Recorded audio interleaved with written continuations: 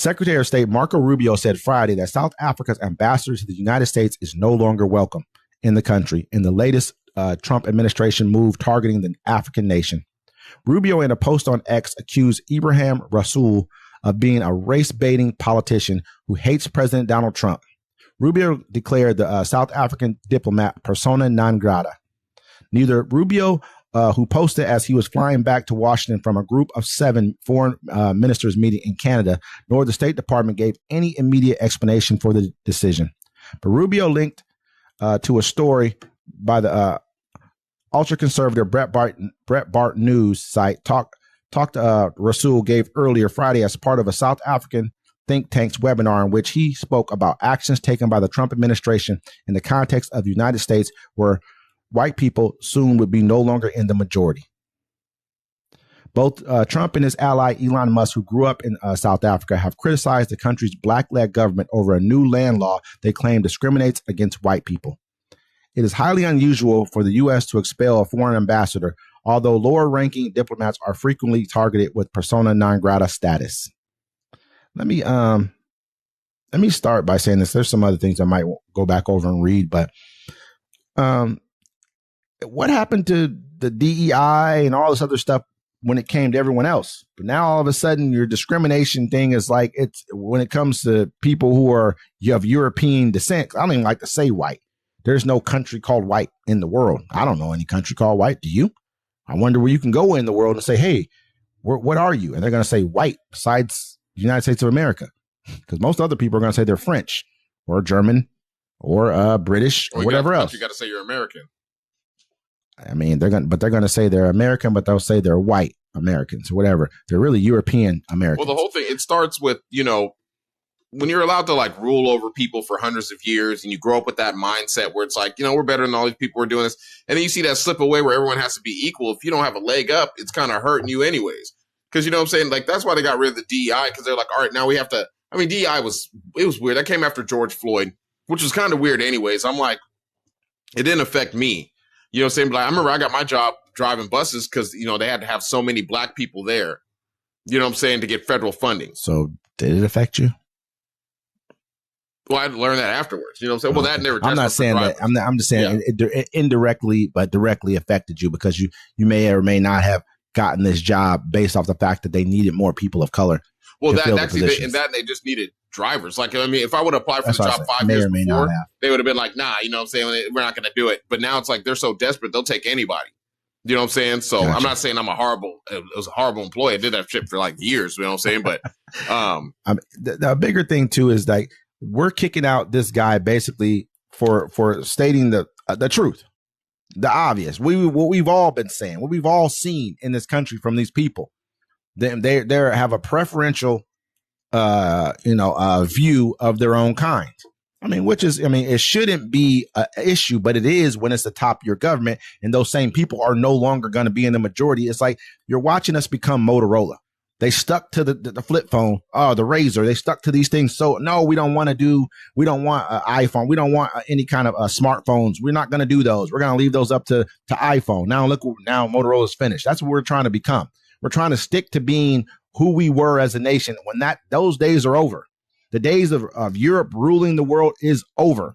We're watching the world mature right in front of us. We don't want to do business with people on the same level. We think that we're greater than when we're seeing nations blossom into their own, into their own. So do business with these people for who they are, not who you feel like they should be. Yeah. You can't put your thumb on the rest of the world anymore. You can try to bomb it in back to whatever, but what's happening is happening. But like I said, a lot of people feel they'd rather burn the world down than give it back to the other people. It's like at the end of the day, we have to remember that everything runs in cycles. Like we just were born in a cycle where we're watching people who are from Europe, like have the majority of the wealth in the world right now. We're in that time frame. If you go back to the 700s to 13, 1400s, there was a time that the Moors who were black, who were from Africa, black people from Africa ran Spain. They invaded. They took over. These are verifiable facts. Man, you can watch Robin Hood, Prince of Thieves. It's an old movie made back in the 90s with Kevin Costner, right? But Morgan Freeman was in there. Mm-hmm. And he was like, what are you? He's like, I'm a Moor. He's like, more of what? He's like, no, it's more is what they call me. And then he had so much kind of technology. I don't know if you remember that movie, but like the people are riding up on him with horses. And he's like, Kevin Costner's like, what's going on? And Morgan Freeman takes these 2 glass balls, rolls them up in a map, and he makes a telescope. Mm-hmm. And Kevin Costner's looking at it with the sword, trying to stab him through the telescope and shit. Like, the more they brought knowledge and stuff to the world to their detriment. You know what I'm saying? Like, absolutely. I mean, that's great. That's great insight to even put for the situation. So we have to start looking at the world a little bit differently. We look at the world for only what we can see today. We have to look at the world. My bad to cut you off. People look at the world of what's in their town. Yep. Most people don't care about how the rest of the world is going on. They just, and that's why then they get online and they because you have a lot of people, they're not even affected by most of the stuff that's happening right now. Mm-hmm. They live in their small little town, their small little house. They watch the news and they get upset about stuff that doesn't affect them. I mean, it's going to affect you now.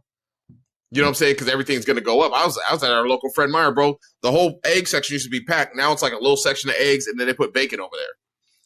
To make it, to fill in the gaps. Yeah. But it's just to me, this is a very serious thing because what they're doing now, they did it over for the Columbia student. They went ahead and arrested him. He had a green card.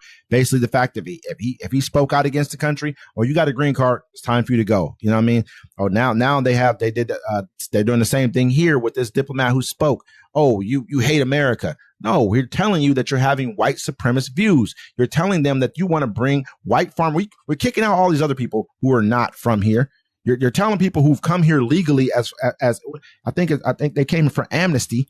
Who legally, you're telling them they have to go, but you want to bring in these farmers, white farmers, as you said, white farmers, because their land is being appropriated from them because they appropriated from someone else. They didn't even appropriate, killed, took the land. Now these people are saying, you know what? We're going to take our land back.